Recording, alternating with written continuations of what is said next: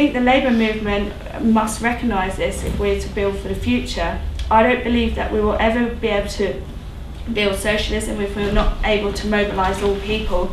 And if our structures either formally or informally exclude women or put barriers up against women, put them at a disadvantage, or do not particularly talk about the material conditions of women, of the reality that is their lives, then I don't think that you will ever mobilise the working class as a whole, and therefore you will not create socialism.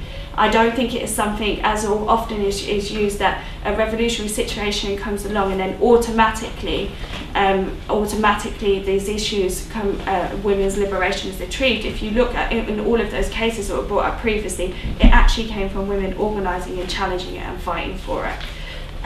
So, to be honest, I don't really want to use the term socialist feminist. I would like to just call myself a socialist, but from just a small few years of political activism has made me feel that it's absolutely integral. We have to argue with women in the women's movement that the solution is socialism. We have to challenge the sexism which exists in the socialist movement. And no matter how much we piss off some socialists and some feminists, we'll continue to do so.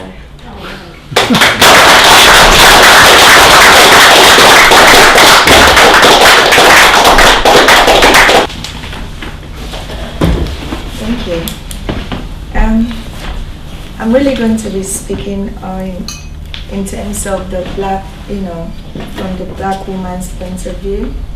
Being an African and a black woman, I've actually gone through a series of struggle. I mean, what we titled, in those days, women's liberation. Because as a black woman, the culture, the African culture, actually limited me and most of the black women. Because as as a little child, my culture actually did not allow me to do the things that men, could do. In terms of education, women were not supposed to go to school, from where I was born. The men were to go to school, while the women, were to either stay at home, do all the cooking, or go to farm. But I was lucky. My father didn't really strictly follow that, so he allowed we girls to go to school. But then we were limited in the sense that even in the educational sector, there were some courses that were meant for men, and then others, courses or subjects are for women or girls, sorry. And that actually have really undermined women in terms of, achievements in Africa. And then, as we grew up, we found out that women were greatly limited in terms of what they do, what they could achieve. And so there were this group of women who rose up to say, no, we could do some of the things. And then they started what was termed women's liberation. But then the government, because the government there were predominantly being men, the laws were in favor of the men in Africa. Particularly in Nigeria, the laws favor the men. I happened to be in one of the courts where a divorce in the Nigerian justice system, when a divorce is being granted, everything is given to the man. It's because the law says that the woman herself is a property of the man. So when there is a divorce, even a divorce, everything is given to the man. So there was an 18 years old marriage that was being dissolved by my uncle then, and which I questioned, and he said, well, that's the law. Everything of that marriage was given to the man, so the woman was meant to just live the marriage. So this things have, led some women to, set up what was called women's liberation, and then people started revolting against some of the laws of the land. There are two sets of, justice system. There is the customary system, which is traditionally, based on the culture of the land, and then, of course, being, a British subject, we kind of borrowed some of the justice system from Britain. So these two laws, they run parallel, but then the traditional one is more, paramount. I mean, it's more, takes precedence over that. And so, as I grew up, I got to school, I had to fight my way all through.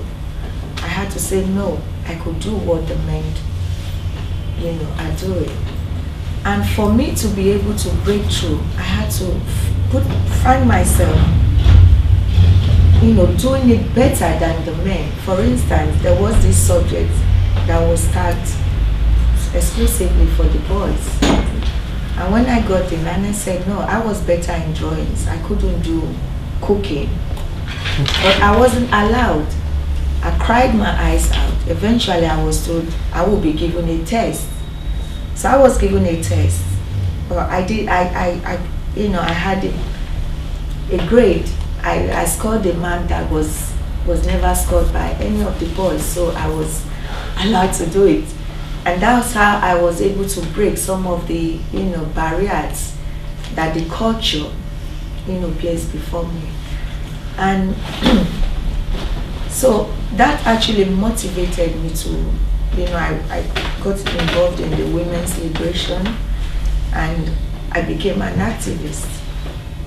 And as an activist, I was still, I had to still fight some of these barriers.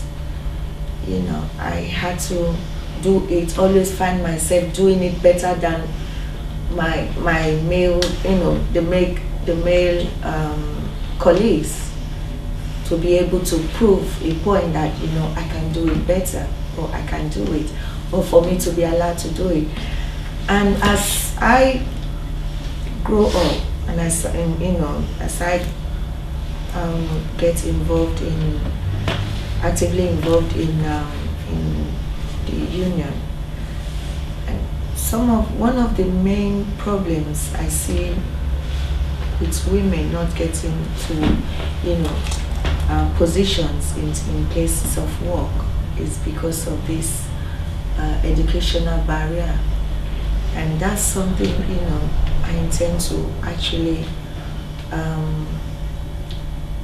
maybe get involved and try to see how we can pass the message to the people of Africa. And I see it even in Afghanistan, in other, third world countries, most third world countries, the cultural barrier that limits the women from getting to positions.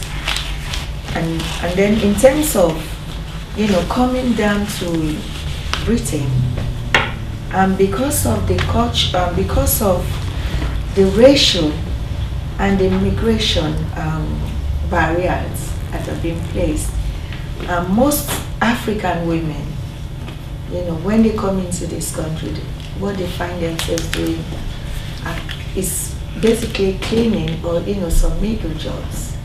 Not because they cannot, most of us, we have our certificates, some of us, but we find ourselves in cleaning in other mega jobs because of our race, our color, and also the status that's been the immigration barrier that has been placed on the migrants.